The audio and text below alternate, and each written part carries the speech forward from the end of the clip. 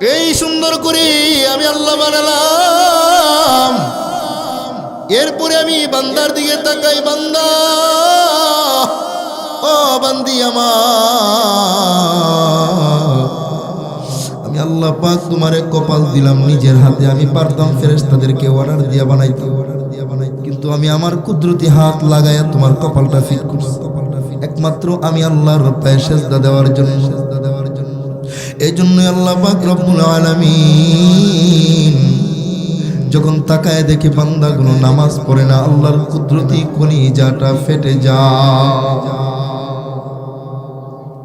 আল্লাহ পাক রব্বুল আলামিন বলে, গোলাম, মুয়াজ্জিন সাহেব যখন আসরের আযান দেয়, মুয়াজ্জিন সাহেব যখন জোহরের আযান দেয়, মাগরিবের আযান দেয়, এশার আযান দেয়, ফজরের আযান দেয়, আমি প্রত্যেকটা বান্দা বান্দির দিকে তাকায় আছি। বান্দা আমার, তুমি আমার পায়ে সেজদা দেওয়ার জন্য সেই কপালটা লুটিয়ে দিতে তুমি মসজিদে চলে আসো।